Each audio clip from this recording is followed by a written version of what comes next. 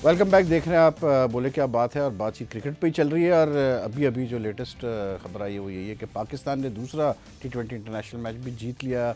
82 run से 123 run करके West Indies की टीम ऑल आउट हो गई। मोहम्मद आबिद ने 3 विकेटें हासिल की, शादाब ने 2 और हुसैन तलत ने आज बॉलिंग की और उन्होंने भी 2 विकेटें हासिल की। तो एक और कॉम्प्रहेंसिव विन पाकिस्तान के लिए, और उसका मतलब 2-0 की लीड है पाकिस्तान की। कल आखिरी मैच खेला जाएगा और इसका सीधा सीधा मतलब ये है कि पाकिस्तान की जो नंबर 1 रैंकिंग है वर्ल्ड T20 रैंकिंग्स में, वो बरकरार रहेगी।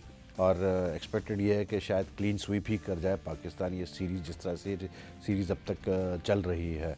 नदीम, ब्रेक पे जाने से पहले बात हो रही थी सिलेक्शन के ऊपर और इन सारी चीज़ों के ऊपर, आप कुछ कह रहे थे। तो मैं भूल भी गए थे। आप लोग देखें, आप लोग जो फॉर्मर प्लेयर्स हैं ना, आप लोग रिटायरमेंट गए, आप लोग बड़ी जल्दी आप लोग भूल जाते हैं कि क्या बात रही थी। लोग प्लेयर्स को भूल जाते हैं, हम भी चीज़ें भूल जल्दी चांस देने यंग वाली प्लेयर बात। की जल्दी चांस देने की बात हो रही थी कि प्लेयर आप बहुत देखें, आप जस्टिफाई कर रहे हैं यंग प्लेयर्स को आना चाहिए। बिल्कुल आना चाहिए। यंग प्लेयर्स के तो हम हमेशा से फेवर में हैं, बिल्कुल आना चाहिए। वैसे ये जो आज जो जिस तरह पाकिस्तान जीता है, मतलब एक चीज़ कम से कम अच्छी है कि ठीक है, जैसा आपने कहा वेस्ट इंडीज ने डिप्लेटेड साइड भेजी है, जो भी किया उनका मसला है, बट एटलीस्ट एक जैसे वर्ल्ड नंबर 1 T20 टीम होती है ना, वैसे ही पाकिस्तान ने उनको उनको हराया वैसे ही, हरा वैसे ही, और वैसे ही हराना चाहिए उनको। बिल्कुल ऐसे। मतलब इसमें कोई स्कोप नहीं होना चाहिए कि वो कोई क्लोज मैच हो, या वो जिस तरह की टीम है उसी तरह उसको ट्रीट करो। नहीं बिल्कुल। और इसमें ये बड़ा अच्छा है, जैसे हुसैन तलत को जो चांस मिला है मेरे ख्याल आज से। हुसैन तलत ने 63 और 41 बॉल्स। बाबर आजम, ये अब नया बाबर आजम ओपनिंग कर रहे हैं T20 में, 97 नॉट आउट फ्रॉम 58 बॉल्स। फिर शोएब मलिक ने 17 किए, आसिफ अली 14, और फ़खर जमान आज जल्दी आउट हो गए थे 6 रन करके। लेकिन 205 किए थे पाकिस्तान ने, just for only for 3 wickets. तो फिर पाकिस्तान ने जो है, ये पिछली आई थिंक कोई 4 या 5 इनिंग्स हो गई कि पाकिस्तान मुसलसल 180 प्लस कर रहा है T20 में, स्टार्टिंग फ्रॉम न्यूजीलैंड। देखिए, इसमें फ़खर जमान को भी बड़ा क्रेडिट जाता है, जो जिस तरह वो स्टार्ट देते हैं। आज तो आउट हो गए, लेकिन हमेशा वो पिछले न्यूजीलैंड की सीरीज़ में थ्रू आउट, मेरे ख्याल से मोस्टली जो फॉर्मर प्लेयर्स थे वो समझ रहे थे कि फ़खर जमान को वहाँ पे प्रॉब्लम आएगी, हाँ। लेकिन जिस तरह से फ़खर जमान ने खेला, मेरे ख्याल से बहुत ज़बरदस्त है और बहुत क्रेडिट जाता है जिस तरह वो स्टार्ट देते हैं। एक आपके पास ऐसे ओपनर की कमी थी, शर्जील थे, शर्जील के बाद मेरे ख्याल से एक्सपेक्ट नहीं कर रहे थे कि फ़ौरन कोई और आ जाएगा, लेकिन फ़खर जमान ने जिस तरीके से और जिस कंसिस्टेंसी का मुजाहरा किया, एक्सपेक्टेशन ये नहीं थी उनसे, जिस तरह वो खेलते हैं काफ़ी खुला, लेकिन मेरे ख्याल से बहुत क्रेडिट जाता है फ़खर को, जिस तरीके से वो स्टार्ट देता है और इसी वजह से पाकिस्तान इस स्कोर तक पहुँचता है। और फिर मिडिल में शोएब मलिक बहुत अहम रोल प्ले करते हैं। शोएब मलिक को भी बहुत पिछले में मेरे ख्याल से 1 साल से जिस कंसिस्टेंसी से जो चैम्पियंस ट्रॉफी में जिस तरह खेला है वो, और बाकी T20, जबकि जब वो वापस आया था मुझे एतराज़ था इस चीज़ के ऊपर, लेकिन मेरे ख्याल से जो 1 साल से जिस तरह उसने खेला है, फुल क्रेडिट टू हिम। और मैंने काफ़ी प्लेयर से मेरी बात हुई है, जिस कॉन्फिडेंस जिस तरीके से वो देता है, टोटली चेंज पर्सनैलिटी। इत्तेफाक हुआ अभी मैं उसके साथ काम किया 1 महीना, तो मुझे बहुत अच्छा लगा। जैसे सीनियर प्लेयर को एक होना चाहिए, उसका वो एटीट्यूड है, वो एटीट्यूड काफ़ी चेंज हो गया है। जो हम शोएब मलिक, क्योंकि हमारे साथ तो शुरू क्रिकेट हमारे साथ की थी PIA में, आज शोएब मलिक एक काफ़ी मैच्योर किस्म के प्लेयर है और मैच्योर पर्सनैलिटी भी बन गया है। और सारे प्लेयर्स ने मुझे ये बताया कि शोएब मलिक बहुत सपोर्ट करता है और जो रोल एक प्ले करना चाहिए एक सीनियर प्लेयर को, वो रोल प्ले करते हैं। तो मेरे ख्याल से ये सारी चीज़ें एक बहुत अच्छी, मेरे ख्याल से एक अच्छा पूल ऑफ प्लेयर्स बनता जा रहा है पाकिस्तान की क्रिकेट के लिए। अगर हम सिर्फ वेस्ट इंडीज़ या इस सीरीज़ को अगर हम ना भी देखें, इसके अलावा भी अगर आप देखें, इससे पहले ही आप नंबर 1 पे गए हैं, तो ये परफॉर्मेंस जो है पिछले 1-1.5 साल से, मसला वही आता है नदीम कि इसमें कोई शक नहीं कि पूल हमारा अच्छा बनता जा रहा है प्लेयर्स का, लेकिन वही वाली बात आती है कि we need to develop that consistency, that skill कि आप जब बाहर जाए, जैसे हम न्यूजीलैंड गए, अब चले ठीक है सीरीज हार के मसला, लेकिन T20 तो आप जीत क्या है, हाँ, लेकिन one day series 5-0 that was too big, वो 3-2 वो तो बहुत खराब मेरे ख्याल से, वो 5-0 वाज टू मच, वो एक थोड़ा सा शॉकर था। लेकिन बिल्कुल सही कह रहे हैं आप कि पूल तो बनता जा रहा है, हमारा पूल बनता जा रहा है। आप फास्ट बॉलिंग में देखें ना, आपके पास ऑप्शंस आते जा रहे हैं। अभी चिनवारी आया, रोमान रईस आया, ये सब अभी नए आए हैं। टेस्ट क्रिकेट में मीर हमजा को अभी लेके गए थे, अब्बास आया। तो ये जो है ना, आप अगर आपके पास 7-8 अच्छे फास्ट बॉलर हो जाएंगे तो आप फिर रोटेशन पॉलिसी कर सकते हैं। जैसे अब आमिर को मेरे ख्याल से वो इतना इंटरेस्ट नज़र नहीं आता टेस्ट क्रिकेट के अंदर, बल्कि अभी उन्होंने एक बयान भी दिया था कि मैं जो है अब सिलेक्टेड मैचेस खेलूँगा। मेरे ख्याल से ये पाकिस्तान के लिए अच्छा होगा, क्योंकि मुझे आमिर जब से रिटर्न हुआ है मेरे ख्याल से टेस्ट क्रिकेट में उसने वो बॉलिंग नहीं कराई जो एक्सपेक्टेशन थी। आउटसाइड ऑफ स्टम्प मेरे ख्याल से वो अटैकिंग जैसे वो लीड बॉलर है उसने वो विकेट नहीं ली है। ये है आपका आज का मैच सबरी। इसमें अगर आप देखें तो पाकिस्तान 205 for 3, उसके बाद फिर जो है वेस्ट इंडीज़ जो है चैडविक वॉल्टन ने 40 के 21 गेंदों पे और दिनेश रामदीन ने 21 के 20 गेंदों पे तेज खेला काफ़ी। हाँ, रामदीन वैसे लाहौर कलर्स के लिए थे इसलिए खेला यहाँ तेज खेल किया। और मोहम्मद आमिर ने 3 विकेटें ली और हुसैन तलत ने भी 2 और शादाब ने भी 2 लिए। तो अनदर कन्विंसिंग विंग, और अच्छी बात है इतने बड़े मार्जिन से पाकिस्तान ने मारा और मारना भी चाहिए इनको, क्योंकि Pakistan is a far superior side. और अच्छी चीज़ ये है राशिद के जैसे नदीम कह रहे हैं कि एक स्कोप ऑफ आपके पास वो बढ़ता जा रहा है टैलेंट का। लेकिन अगेन मैं वही चीज़ एम्फेसाइज़ करूँगा कि आप बिल्कुल पूल ऑफ टैलेंट बढ़ाएं, अपना पूल ऑफ मतलब अवेलेबल प्लेयर्स बढ़ाएं, लेकिन कुछ वैल्यू रखनी पड़ेगी पाकिस्तान कैप की। We can't just devaluate so much. बिल्कुल पूल तो बड़ा है, कुछ नहीं पूल बिल्कुल बड़ा है, लेकिन ये कि T20 में ज़्यादा हमारे पास प्लेयर्स हमें मिल रहे हैं। टेस्ट क्रिकेट में जो है वो पूल हमारा जो है वो इतना अच्छा नहीं है, स्पेशली इन बैटिंग। हाँ वो वनडे में भी है, लेकिन वनडे में जो है ना देखें और टेस्ट मैच में बॉलिंग, फास्ट बॉलिंग तो लेकिन मसला पता है क्या राशिद, जो मसला आ रहा है वो यही तो आ रहा है ना कि जो आपके लड़के T20 में परफॉर्म करते हैं वही लड़के वनडे में नहीं परफॉर्म कर रहे उस तरह से। वही तो मैं कह रहा हूँ T20 तक तो सही है, लेकिन जो असल क्रिकेट है 50 ओवर की क्रिकेट हाँ या वनडेज की, उसमें ना बैटिंग में कोई ऐसा टैलेंट नज़र आ रहा है एक्स्ट्राऑर्डिनरी, और ना ही कोई स्पिनर्स कोई ऐसे एक्स्ट्राऑर्डिनरी नज़र आए।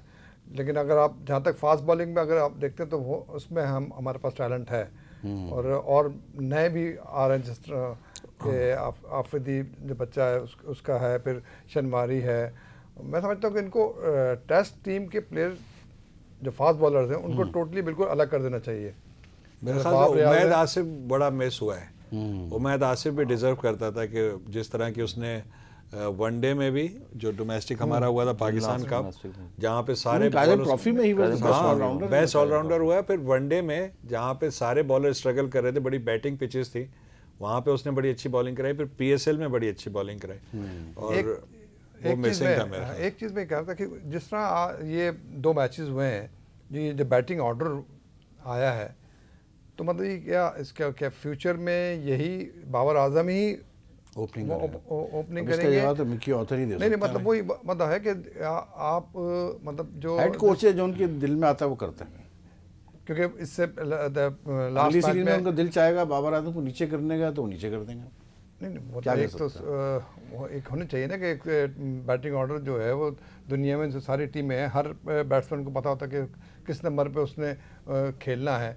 तो इसी तरह ही जो है ये अब जैसे सरफराज लास्ट कल के मैच में 4 नंबर पे आया, मतलब शुएब मलिक से पहले। तो ये सारी चीज़ें जो है ना वो कुछ समझ नहीं आ रही कि क्या किस प्लानिंग से जो है वो मतलब प्रिपरेशन हो रही है आगे की। देखिए आपका जो अगला वर्ल्ड T20 कप जो है that's I think is in 2020, ठीक है ना। आप मतलब समझ लें कि 2 साल है आपके पास वर्ल्ड के, तो उस लिहाज से अगर आप देखें तो ठीक है, प्लेयर्स आ रहे हैं, आप बिल्डअप कर रहे हैं, अच्छी टीम आपकी बन जाएगी उस वक्त तक, लड़के भी तगड़े हो जाएंगे। लेकिन मेन जो इशू आ रहा है वो ये आ रहा है कि क्योंकि अब हमने अगले 3-4 महीने में ज़्यादा टेस्ट मैचेस खेलना है, और इस पूरे साल टेस्ट मैचेस और वनडे हमारे ज़्यादा है। ठीक है हम चैंपियंस ट्रॉफी जीते इंग्लैंड में लास्ट ईयर, नो डाउट, लेकिन we need to be more consistent in our performances in test and one day. तो अब थोड़ा सा मिकी ऑथर को आई थिंक उस तरफ शिफ्ट करना पड़ेगा कि टेस्ट में और वनडे में हम किस तरह से हैंडल करते हैं चीज़ों को, और कौन से प्लेयर्स ऐसे हैं जो कि आ सकते हैं टेस्ट साइड में या वनडे में आके बेहतर कर सकते हैं, बेहतर परफॉर्मेंस दे सकते हैं।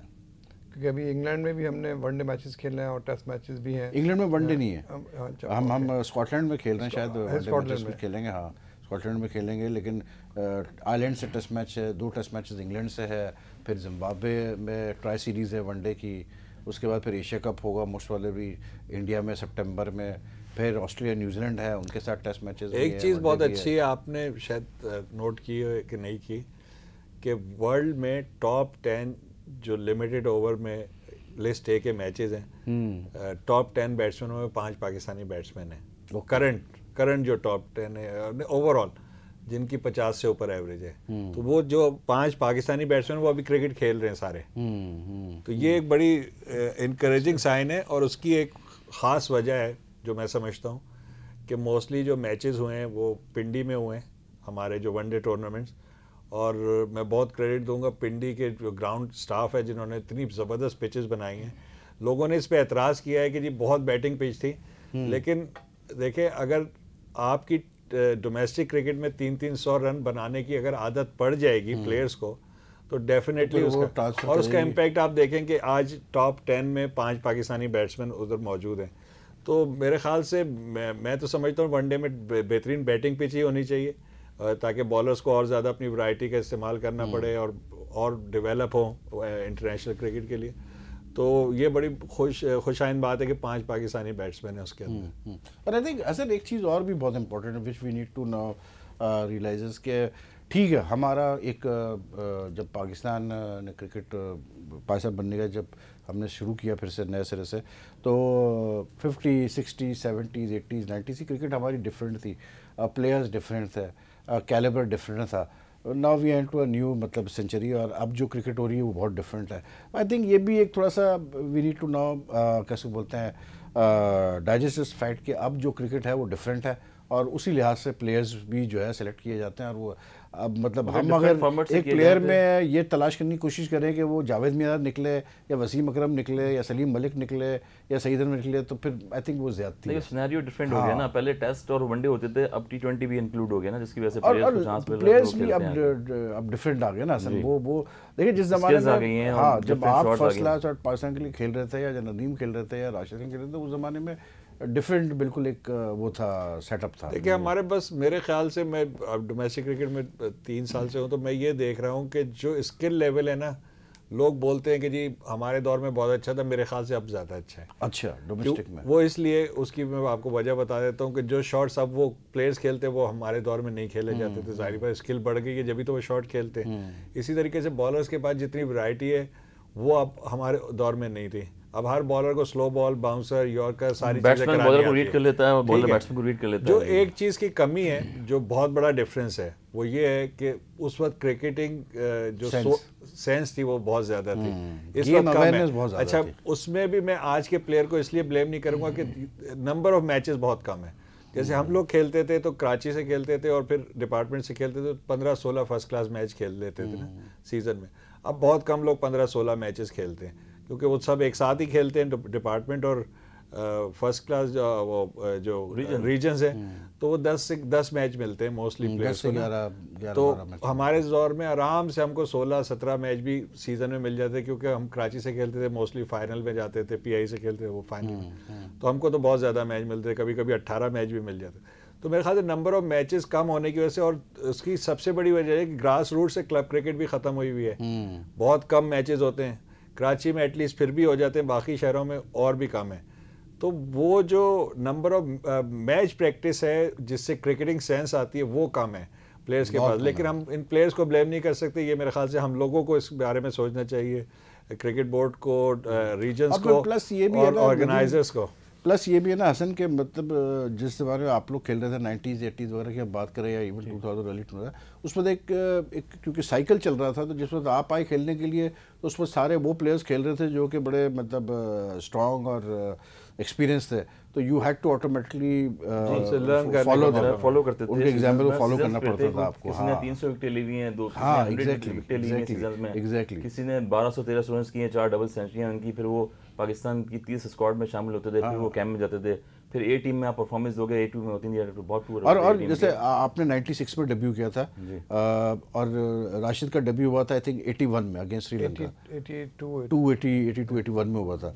तो उस वक्त भी जब राशिद आप भी जब टीम में आए तो सारे मतलब मंजे हुए प्लेयर्स थे जिनको कि मतलब you had to follow that मतलब कल्चर बेसिकली। हाँ बिल्कुल, इसमें तो सारे टेस्ट प्लेयर थे, क्योंकि मेरे साथ एक गुड लक ये थी कि जब मैं PI में था ना, तो उसमें भी वो सारे टॉप प्लेयर ही थे, यानी कि आसिफ इकबाल, जहीर भाई और मुश्ताक मोहम्मद, ये सब, इमरान खान, माजिद खान के साथ आप खेले तो बारी, तो ये मतलब मेरे को तो इतनी फीलिंग नहीं हुई क्योंकि मैं ऑलरेडी SPI से खेल रहा था। तो मुझे जब मैं टेस्ट मैच में आया तो कोई ऐसा नहीं, आपने जब डेब्यू किया तो उस वक्त कप्तान जावेद भाई था ना? हाँ, जावेद भाई उस वक्त उस पर रिवॉर्ड चल रहा था प्लेयर्स का।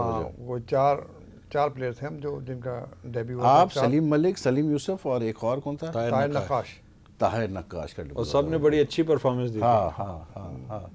मलिक ने आई थिंक 100 किए थे, ने 100 किए थे, हाँ सेकंड इनिंग में 100 किए थे। आपने 50 किए, मैंने 59, ताहिर नक्काश ने 50 किए थे। इन लोगों ने सबने परफॉर्मेंस की थी। बड़ी हल्की श्रीलंकन टीम थी। हाँ, कैसे थे जब आप नक्काश आज बॉलर सिलेक्ट हुए थे ना यार। हाँ, लेकिन आप लोगों ने 50-50 कर दी तो फिर हल्की होगी ना उनकी बॉलिंग। बैटिंग करते थे ये लोग, हम लोग तो वैसे भी बैटिंग नहीं खैर, ये राशिद तो खैर ऑलराउंडर कैटेगरी में आते थे। और Tahir Naqqash was also very good. और बॉलिंग भी इन लोगों ने अच्छी की थी, बड़े अच्छी इनकी सीरीज रही थी सारे जो उन्होंने डेब्यू किया था ना उसमें सीरीज। लेकिन उसके बाद फिर सीरीज के बाद फिर जावेद भाई को हटा दिया, बल्कि नहीं, जावेद भाई ऑस्ट्रेलिया गया था। हाँ, नहीं, इंग्लैंड जब टीम जा रही थी, हाँ, इमरान खान कैप्टन हो गया था 82 में। हाँ, 82। लेकिन जावेद भाई ने ऑस्ट्रेलिया में, this was before the Sri Lankan series, after the Sri Lankan series? नहीं, पहले। अच्छा अच्छा अच्छा अच्छा। जावेद भाई जावेद भाई ने नहीं, आई थिंक बाद में की थी फॉर मास्टर, जिसमें वसीम राजा से तक उन्होंने नई गेंद करा दी थी। वो भी एक बड़ा एक मतलब नई चीज हमने देखी थी कि वसीम हसन राजा जो है वो लेग स्पिन भी कर रहा था, नई गेंद भी पहले भी उन्होंने कप्तानी की थी, फिर उसके बाद भी दोबारा भी बने थे Australia tour. But after that Imran took over ना, 82 में इमरान ने। लेकिन नदीम, आपने इमरान की जब बात की थी तो आपने कहा कि इमरान ने प्लेयर्स को सही मानों में ग्रूम किया जी। In what sense? मैं ये कह रहा हूँ कि जैसे जब उन्होंने मोइन को सिलेक्ट किया, इंजमाम को सिलेक्ट किया, मुश्ताक को सिलेक्ट किया, आकिब को सिलेक्ट किया, ये सब अंडर 19 से आए थे। और इंजमाम ने थोड़ा फर्स्ट क्लास खेली थी एक सीजन और बहुत अच्छा खेला था, उसके बाद आया था 1500 रन किए थे। तो बाकी ये सब अंडर 19 से आए थे, लेकिन इमरान खान ने इनको कंसिस्टेंटली चांस दिया। और उस कंसिस्टेंटली चांस ना सिर्फ ये दिया बल्कि इनको बोला कि तुम खेलोगे, तो जिससे इनका कॉन्फिडेंस इनके अंदर आया और वो फिर ग्रूम हो गए। वरना मोस्ट ऑफ द टाइम ये होता है कि आप यंग एज में ले आते हैं, कैप्टन फिर उसको कैरी नहीं कर पाता है। तो उन्होंने उनको कैरी किया और उनसे फिर मैचेस भी जीते और फिर वर्ल्ड कप तक जीता। उन प्लेयर्स को 90 से खिलाना शुरू किया था, 92 में जाकर उन्होंने वर्ल्ड कप जीता। तो वो वहाँ पे बहुत ज़्यादा ग्रूम हुए और और वो सारे बड़े प्लेयर बने, आप जिनके भी मैं नाम ले रहा हूँ। हाँ, इनका पाकिस्तान की तारीख में हमेशा नाम रहेगा, क्रिकेट की तारीख में, क्योंकि बहुत बड़े सारे एस्टेब्लिश। 92 तो फिर जो वर्ल्ड कप का हमारी टीम गई थी, इंग्लैंड जो गई थी, जब जावेद भाई कप्तान बन गए, इमरान रिटायर हो गए, तो वो तो बड़ी स्ट्रॉन्ग साइड थी, बहुत स्ट्रॉन्ग साइड, बहुत स्ट्रॉन्ग साइड थी। उसमें तो सारे टॉप प्लेयर्स। इवन हम जब 93 में गए हैं वेस्ट इंडीज, तो उसको ये कह रहे थे कि ये वर्ल्ड चैंपियनशिप है। अच्छा, क्योंकि पाकिस्तान ने इंग्लैंड को हराया था और वेस्ट इंडीज ने ऑस्ट्रेलिया को हराया था। दोनों अवे सीरीज और स्ट्रॉन्ग सीरीज खेल के आ रहे थे और कह रहे थे कि ये वर्ल्ड चैंपियनशिप है, जो सीरीज जीतेगा। यानी कि इतनी इस वक्त पाकिस्तान स्ट्रॉन्ग थी कि वर्ल्ड की टॉप टीम थी कि वो कह रहे थे कि ये दोनों टीमों में जो जीतेगा वो वर्ल्ड चैंपियन है। बिल्कुल। टॉपिक छोटा था, आपने बताया कि वो सीनियर जूनियर कॉम्बिनेशन बड़ी चीज़ होती थी उस टाइम पे, जितने बड़े प्लेयर्स नाम थे सारे खेलते थे। तो उसमें जैसे आप बता रहे हैं कि 2 मैचेस 3 मैचेस जो हैं फर्स्ट क्लास के प्लेयरों के आजकल होते हैं, मगर वहाँ पर ये था कि सारे बड़े प्लेयर होते थे, उनमें बैट के प्लेयर जो है ना, कुछ चीज़ें होती थी जो खुद उसको पता नहीं होती थी, वो सीखता था उनसे बैठ के। फील्डिंग में या चाहे बैटिंग होती थी कि टेम्परामेंट किसी प्लेयर में नहीं था, कोई सीनियर प्लेयर्स है। जैसे सलीम मलिक की मिसाल देता हूँ, सलीम मलिक की बहुत ज़बरदस्त प्लेयर्स थे, वो 100 टेस्ट उन्होंने खेले ऑलमोस्ट, मगर स्पिनर पे वो कमाल खेलते थे। जब मैं अभी बेन सिमन के साथ खेला हूँ तो हाँ, सुना है कि मलिक वाज जी, शेन वॉर्न ने बल्कि अपनी किताब में लिखा है कि he played me the best. बेहतरीन जो है, आपने देखा होगा इनिंग्स में उनकी स्पिनर्स पे बड़ा बॉल को वेट करते हुए और जहाँ चाहे वो बॉल को स्ट्रोक से कवर मारते थे, कट खेलते थे। आजकल जिस तरह प्लेयर जब स्पिनर पे कोई बैट्समैन खेलता है फौरन फ्रंट फुट पे आ जाता है और पैड फर्स्ट और बैट फर्स्ट जो बहुत दूर होता है उसके बॉल। तो मलिक साहब ऐसा था कि बॉल को वेट करके खेलते थे। ये टैक्टिक्स चीज़ें ऐसी थी कि ड्रेसिंग रूम में बैठ के प्लेयर्स इन सीनियर से सीखता था, चीज़ें पिक करता था। तो वो चीज़ें आजकल जो है वो आनी चाहिए और प्लेयर्स जो है सीनियर जूनियर्स का जो है ना, वो ज़रूरी नहीं है कि कोच होगा तो वही कोच सारा कुछ सिखाता रहेगा, मगर इनफॉर्म बैट्समैन जैसे कोई होता है। अब जैसे बाबर आजम की मैं मिसाल दूंगा, जब वो खेल रहा होता है एक खूबसूरती नजर आती है खेलने में कि पिच के चारों तरफ, ग्राउंड के चारों तरफ स्ट्रोक्स खेलता है और एक ही फॉर्मेट में जाके खेलता है वो। उसका बैक लेफ्ट इतना अच्छा है कि बॉल स्टम्प्स कवर करके मिडिल की बॉल को वो मिड की तरफ खेलता है और बड़े कॉन्फिडेंस से खेलता है। अक्सर नॉर्मल बैट्समैन जब वो खेलते हैं तो उनका गैप होता है between the bat and the pad. तो ये अच्छी चीज़ है क्वालिटी। और होनी चाहिए ऐसे प्लेयर्स में। लेकिन बात वही हसन कि he is no doubt a very good talent, लेकिन बात वही जैसे नदीम हम बात कर रहे थे कि उस वक्त और इस वक्त के वक्त में फ़र्क ये है, गेम अवेयरनेस की जो चीज़ है ना ये बहुत इंपॉर्टेंट होती है कि आप कैसे जज करते हैं सिचुएशन को। अब देखिए आज भी बाबर मिस्ड आउट ऑन 100, जबकि जब लास्ट ओवर स्टार्ट हुआ तो उसने पहली गेंद पे दूसरी गेंद पे शायद चौका मारा छक्का मारा, ही वाज क्लोज। तो इट जस्ट शोज, मतलब ये अगर जैसे यही कोई प्लेयर होता फॉर एग्जांपल 20 साल पहले का, तो वो अपना पूरा प्लान कर चुका होता कि मैंने इस ओवर में जो है अब मैं क्योंकि 80 तक पहुंच गया हूं तो मैंने अब 100 करके जानी है, इस तरह से करके। तो ये चीज़ें थोड़ा सा गेम अवेयरनेस इनको डेवलप करना पड़ेगा। हाँ, और बॉल टू बॉल खेलना चाहिए। They are lacking that game awareness कि कहीं पर जो है मतलब आप ओपनिंग करवा रहे हैं उससे मिकी ऑथर, तो अब देखें अब उसको तो और इनफॉर्म बैट्समैन फुल 20 ओवर्स उसको मिल रहे हैं खेलने के लिए, तो he should have any complaints about the fact और स्ट्रोक्स भी खेलते हैं काफी। और ये ओपनिंग सिर्फ वो यहाँ नहीं कर रहा है, मतलब आप अगर देखो तो मिकी ऑथर काफी इसको ट्रस्ट भी करता है, इसके ऊपर बहुत ज्यादा बैक भी करता है। कोच और कैप्टन किसी प्लेयर को कॉन्फिडेंस दे रहे हैं, देखिए जिस तरह he is one of those players का जब कॉन्फिडेंस लेवल थोड़ा सा गिर जाता है तो उसकी परफॉर्मेंस खराब हो जाती है डेफिनेटली।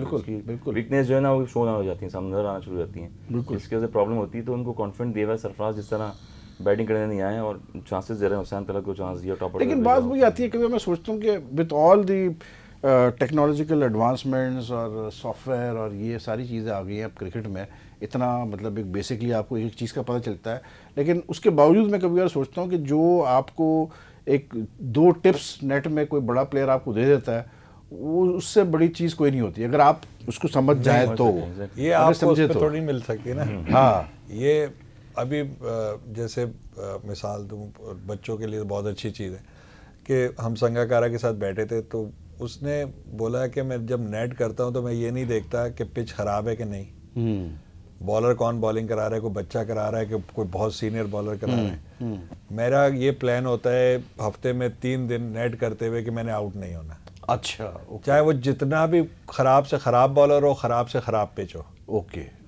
तो उसकी कंसंट्रेशन बनाने के लिए उसने ये बहुत ज़बरदस्त बात की। दूसरा हम ज़हीर भाई के साथ बैठे, उन्होंने बड़ी अच्छी बात की। हाँ, उन्होंने ये बोला कि कामरान ने उस दिन 100 किए थे, उसके नेक्स्ट डे बात है नाश्ते पे थे हम, तो उन्होंने ये बोला कि कामरान को ये बता देना चाहिए कि ये कल हीरो था और आज नहीं है, और कल भी उस वक्त तक हीरो था जब तक उसके हाथ में बैट था। हम वो परफॉर्मेंस को लेके एक तो आगे चले जाते हैं, दूसरी चीज़ कि अगर हमें ये सेंस आ जाए कि जिस वक्त तक मेरे हाथ में बैट या बॉल है उस वक्त तक मैं हीरो हूँ, यानी कि मुझे मैक्सिमम टाइम अंदर गुजारना है, तो ये बहुत छोटी छोटी स्टेप होती है ना, ये तो आपको नहीं मिल सकती कहीं से। ये बंदे को बहुत सारी चीज़ें आपके सीख जाते हैं, करती है। हाँ, चीज़ें बड़ी।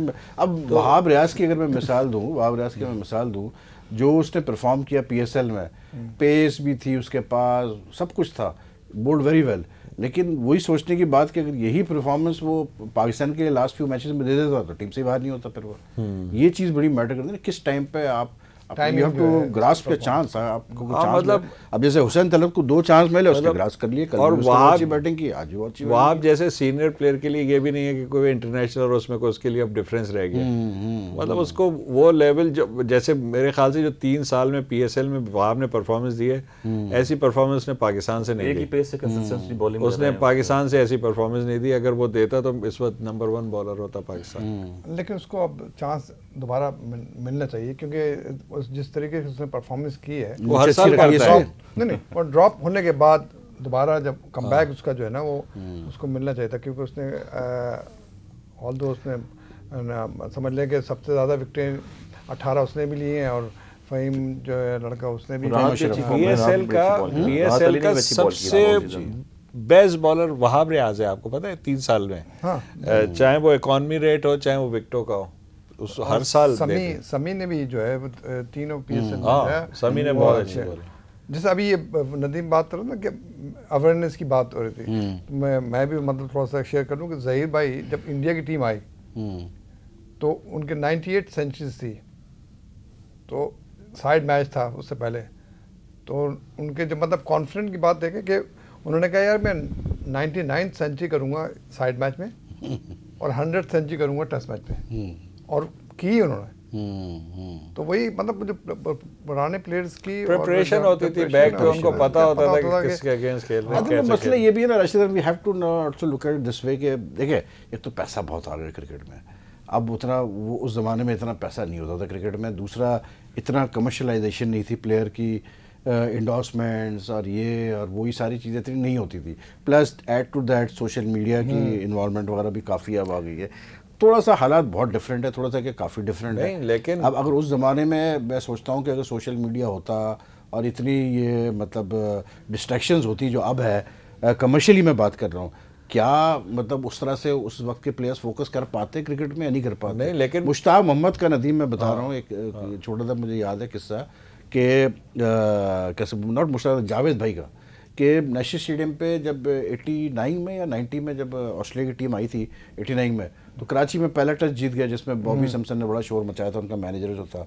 तो मैच के बाद 5th डे में मैच ख़त्म हुआ बिफोर लंच, तो वो पुराना वो उस वक्त वो ऐसे लेज होता था वो ड्रेसिंग रूम का, तो उस पर बैठे हुए थे जायद भाई और हम लोग सारे नीचे खड़े होकर इंटरव्यू उनका कर रहे थे पोस्ट मैच। तो एक बंदा पीछे खड़ा हुआ था और उसने मतलब इंटरव्यू स्टार्ट होने से पहले जायद भाई के हाथ में एक जूस दिया, छोटा सा जूस का डब्बा दिया। जब इंटरव्यू स्टार्ट हुआ तो थोड़ी देर बाद जायद भाई ने कहा वो भाई हेलो हेलो करके, तो उसने कहा जी जी, उसने कहा यार मुझे पता है आप तस्वीर ले रहे हो, ये जो है ना ये जूस के डब्बे के साथ इसके पैसे लेता हूँ मैं, ये फ्री में नहीं करता हूँ। वो एक नया ब्रांड लॉन्च हुआ था उस वक्त, अब बाद में बड़ा मशहूर है वो ब्रांड। तो जायद भाई का आप देखें कि उस वक्त अलर्ट देखें कितने थे कि बात भी कर रहे थे और नज़र भी रखी हुई। लेकिन मैं ये जो आर्गूमेंट है ना कि पैसे आने से जो है ना वो क्वालिटी नहीं रही, ऐसा मैंने तो एक मिसाल दे देता हूँ कि प्रीमियर लीग जो है, मैं काफ़ी अरसे से देख रहा था इंग्लैंड में। अच्छा, premiere league in early 90s और प्रीमियर लीग आज ज़मीन आसमान का फ़र्क है प्लेयर्स के प्रोफेशनलिज्म में। और ये पैसा आया है तकरीबन 96-97 में जब एक ब्रॉडकास्टिंग कंपनी आई है जिसने मैच सारे टेलीकास्ट करना शुरू किए, तो स्पॉन्सरशिप बढ़ी है।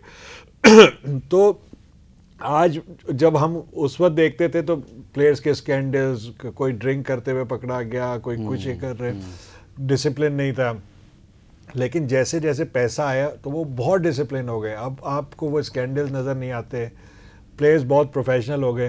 अब बात ये कि आप उसको पॉजिटिवली लेना, अगर आपको इतना पैसा मिल रहा है तो आप अपने गेम पे ध्यान ज़्यादा दें। राहुल द्रविड़ ने एक बड़ी अच्छी बात की थी जब इंडिया आई थी 2004 में, तो राहुल द्रविड़ का मैंने इंटरव्यू किया था, तो मैंने उससे पूछा, मैंने कहा जी आप पे ये इल्ज़ाम बहुत लगता है कि आप लोग जो इंडियन प्लेयर्स हैं, टॉप प्लेयर्स हैं, आप लोग बहुत अब कमर्शियल माइंडेड हो गए और आप लोगों का ज़्यादा जो है ध्यान इसी पे रहता है, इंडोर्समेंट्स और ये वो शूट्स वगैरह पे रहता है। तो उसने मुझे कहा, उसने कहा कि let me ask you question. मैंने कहा यस। तो उसने कहा मुझे ये बताएं कि ये जो टॉप ब्रांड्स होती हैं ये किसको देती हैं, मतलब किसको चूज़ करती हैं इंडोर्स, अपने प्रोडक्ट्स को इंडोर्स करने के लिए? तो मैंने कहा कि ऑब्वियसली बात है टॉप स्पोर्ट्स। उसने कहा यस। उसने कहा रॉजर फेडरर हो गया या ये जितने बड़े बड़े जो प्लेयर्स हैं ये इसलिए चुने जाते हैं क्योंकि वो बड़े परफॉर्मर्स हैं। तो उसने कहा भाई हमने अगर परफॉर्म नहीं करते तो हमें थोड़ी कोई वो ले रहे होते हैं। तो it really hit me, you know, कि वो बात बिल्कुल सही कर रहा था।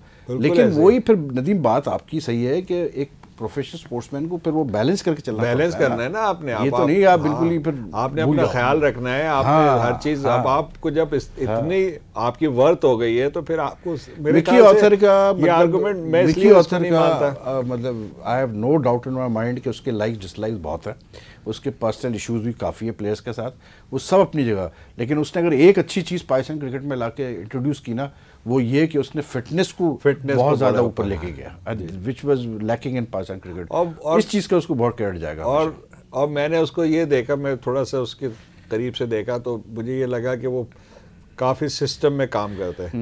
मतलब वो सिस्टम को ब्रेक नहीं करता। अगर किसी प्लेयर को इंजरी है तो उसको वो फिर मेडिकल स्टाफ के इजाज़त के बगैर वो बीच में नहीं बोलता। गेम का कुछ और इशू है तो जो रिलेटेड बंदे हैं उनको सबको लूप में रखता है। वो ऐसा नहीं है, मैं ये देखा उसको दो तीन जगह पे मैंने देखा कि यानी कि वो सिस्टम को ब्रेक नहीं कर रहे। देखिए हमारी जो सबसे बड़ी प्रॉब्लम है, हम सिस्टम में काम ही नहीं करते।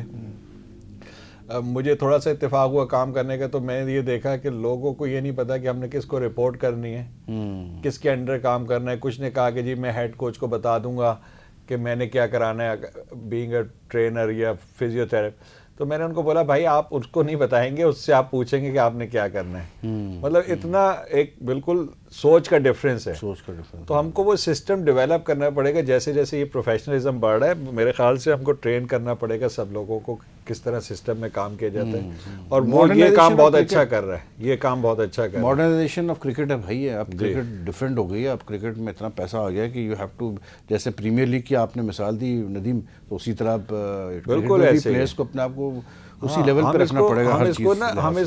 हम इसको गलत तरफ ना लेके जाएंगे कि पैसा आ गया तो प्लेयर्स की वैल्यूज का अंदाजा नहीं है।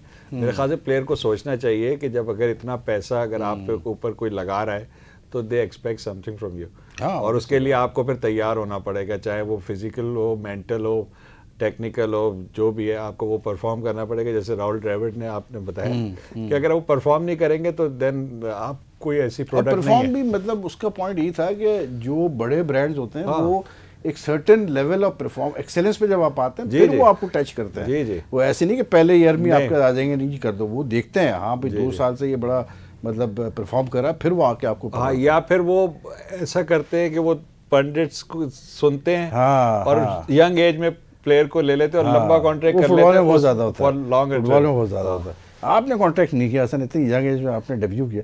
वैसे ये इतनी यंग एज में जब डेब्यू किया तो मतलब वहाँ ड्रेसिंग रूम में एडवर्टाइजिंग भी इतनी नहीं थी जिस तरह आजकल हो गई है। आप बता रहे हैं 96 में कुछ भी नहीं होता था।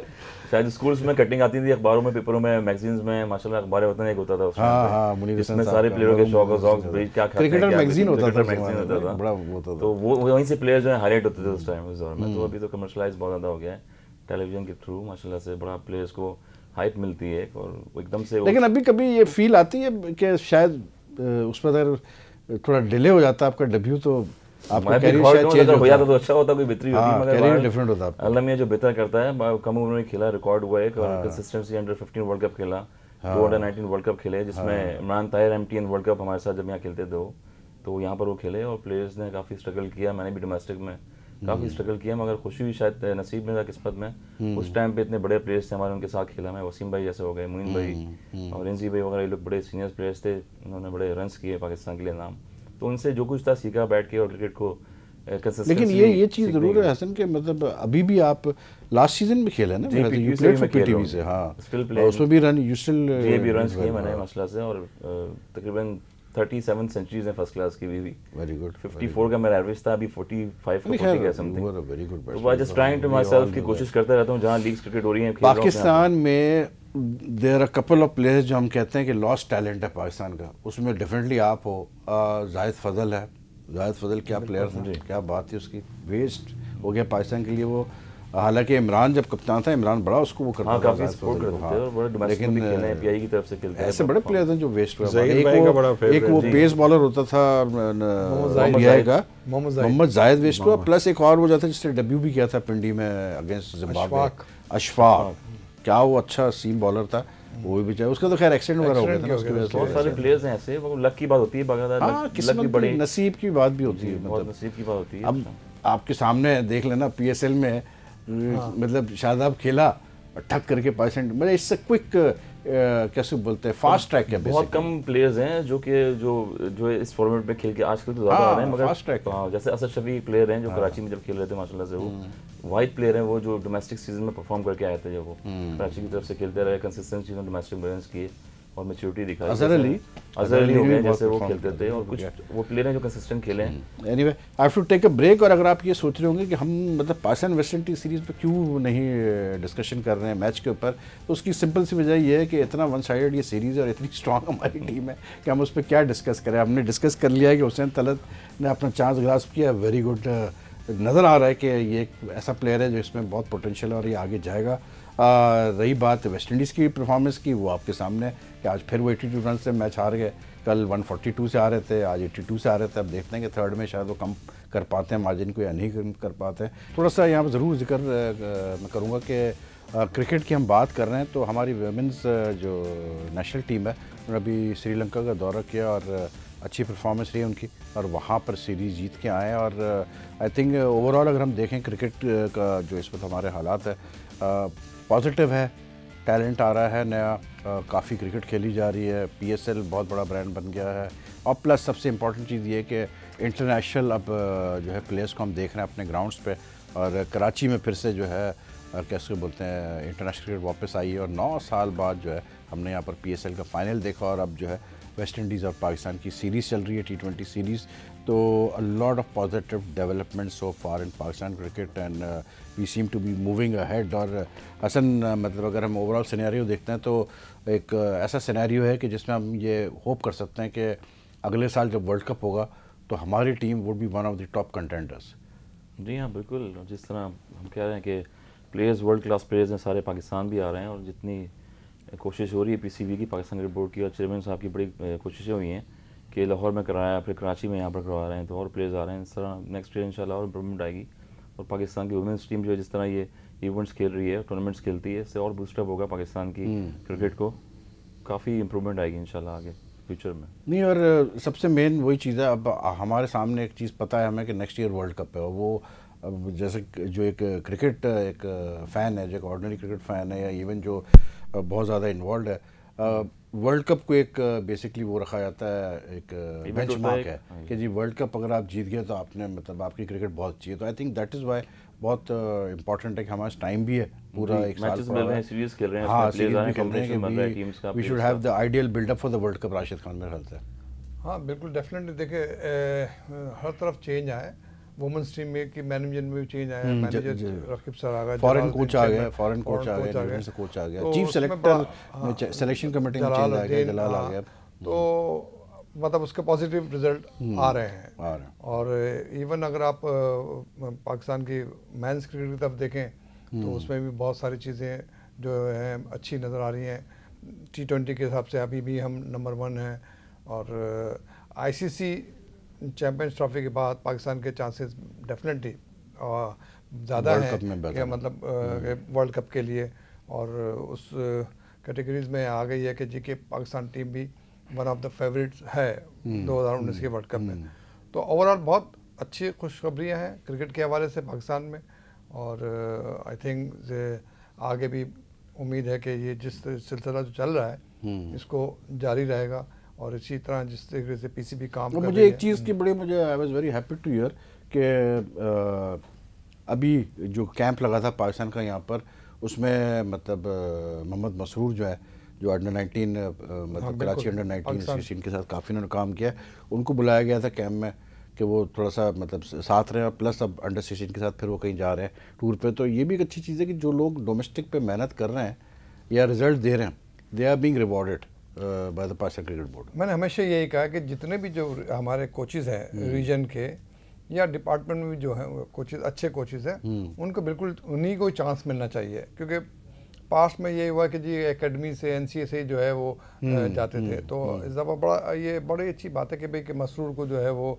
उसने अच्छा काम किया, अंडर-16 लेवल पे भी किया। लेकिन एक चीज़ है ज़रूर मैं यहाँ पर कहूँगा कि मतलब जो एक एरिया है जिस पर हमें बहुत सीरियसली काम करना है, that is the under-19 level, क्योंकि अंडर-19 लेवल पे थोड़ा सा मुझे फील हुआ कि हमारी उतनी क्रिकेट हमारे बच्चों को नहीं मिली जो मिलनी चाहिए थी before the world cup, Asia cup से पहले भी, और थोड़ा सा हैज़र्ड तरीके से बहुत हुआ। मतलब विमेंस का भी ऐसे ही चल रहा था, लेकिन विमेंस का अब सेटल हो गया है, अब आपका फॉरेन कोच भी आ गया है, मैनेजर भी रकीब सर हो गए हैं, चीफ सेलेक्टर भी नया आ गया है, लेकिन जो अंडर-19 आई थिंक नदीम इसको अब नए सिरे से, क्योंकि अब वर्ल्ड कप होगा 2 साल बाद, तो अभी से जो है इस पर फोकस करना चाहिए, and we should have a permanent कैसे बोलते हैं coaching staff with the team जो कि मेरे ख्याल से इसको थोड़ा सा अलहदा कर देना चाहिए। जो एज क्रिकेट है ना, एज ग्रुप की क्रिकेट, इसके लिए भी एक कमेटी अलग से बनी हो, इसको भी ऑर्गेनाइज करने वाले, इसकी सारी चीज़ों को लुक आफ्टर करने वाले, सिलेक्शन ये वो सारी चीज़ें, जैसे वुमेन विंग है, इसी तरीके से मेरे ख्याल से एज ग्रुप का भी एक विंग बनाओ, यूथ क्रिकेट का ना, और उस पर वो यूथ के कोचेज में जो लोग बैठे हैं उनको भी थोड़ा सा यूथ के कोचेज हो, और यूथ बिल्कुल उनकी सारी कंसंट्रेशन इधर ही हो, तो मेरे ख्याल से ये बड़ा फ़ायदा होगा। और नंबर ऑफ़ मैचेस इनको बहुत कम मिलते हैं, मेरे ख्याल से ये बहुत बड़ा एक इशू है। नंबर ऑफ़ मैचेस होने चाहिए। दूसरा मेरे ख्याल से एक जो इम्पॉर्टेंट चीज़ है जो कि NCA से निकलनी चाहिए, वो ये है कि हमें किस ब्रांड के क्रिकेटर्स को डेवलप करना है, किस तरह की क्रिकेट हमने इंटरनेशनल लेवल पे खेलनी है, तो वो यंग एज से जो है हम उनको उसी ब्रांड पे एक मेरे ख्याल से नेशनल पॉलिसी होनी चाहिए इसकी, और उसके ऊपर हम उनको डेवलप करें, क्योंकि मैंने ये ऑस्ट्रेलिया में देखा कि वो एक ही तरीके से क्रिकेट खेल रहे होते, एक चीज़ को चेस कर रहे थे, उनका अपना टारगेट होता है, वो दूसरी टीम के स्कोर को चेस नहीं कर रहे होते, क्योंकि उन्होंने वो क्रिकेट जो है उसको यूज़ कर रहे हैं अपनी बड़ी क्रिकेट को, जो कि होना चाहिए। तो वो ब्रांड ऑफ क्रिकेट जो है वो मैंने अंडर-19 लेवल से देखा कि वो उसी को चेस कर रहे होते हैं, चाहे बॉलर की पेस जितनी भी हो, अगर उन्होंने डिसाइड कर लिया कि ओवर में 2 बाउंसर मारनी है तो वो बाउंसर मारते ही मारते हैं, और जो इन चीज़ों में कामयाब होता है वो फिर आगे जाता है, वरना बाकी वो छटते चले जाते हैं। एक चीज़ है नदीम कि ये जो ऑस्ट्रेलिया वाला जो इंसिडेंट हुआ स्टीव स्मिथ बॉर्न वाला, एक चीज़ तो बड़ी क्लियर हुई कि one should never take things lightly in life. कभी अंडर एस्टिमेट नहीं करो चीज़ों को, कभी ये मत समझो कि I am totally in command. ये ऑस्ट्रेलियन टीम जब साउथ अफ्रीका पहुंची थी और मतलब उस पर ऐसा लग रहा था कि जैसे ये इनविजिबल है, उन्होंने जब मारा पहले टेस्ट में उसका ऐसा लग रहा था कि यार ये क्या है, और आप देखें with in a few hours and days ये बिल्कुल बिखर के रह गई ये टीम। और जो हशर हुआ है इस टीम का, मतलब उनकी क्रिकेट का जो असर हो गया है, मतलब आपके सामने है, कप्तान रो रहा है तो वाइस कप्तान रो रहा है, उसकी बेगम भी रिजाइन कर रहा है, हाँ बेगम भी उसके वो दे रही है, कोच रिजाइन कर रहा है ऑल ऑफ अ सडन। और इसके पीछे बड़ी, I don't think it's all of a sudden Nadeem, क्योंकि जो स्टोरीज आ रही है सामने, एक मैंने बड़ी इंटरेस्टिंग स्टोरी पढ़ी कि इन 2016 वो कोई एम्पायर था, उसने ये बोला, या कोच था, उसने बोला कि 2016 में उनके शेफील्ड शील्ड में जो है स्मिथ जो है इन्वॉल्व था बॉल टेम्परिंग में जैसी चीज़ों में, और उस वक्त भी ये चीज़ सामने आई थी और उसको दबा दी गई थी बात। तो आई गेस कि it was not something which happened out of the blue. मैं कुछ ये होता कह रहा रहा हूं है। लेकिन Nadeem I am sorry, time हमारा हो गया ख़त्म। आज थोड़ा सा हमारा टाइम कम है क्योंकि ला लीगा का मैच है और हम आपको लाइव एक्शन दिखाएंगे ला लीगा का। बोले क्या बात है, ऐसे हम आपको आपसे इजाज़त चाहेंगे। आप ला लीगा का मैच देखें।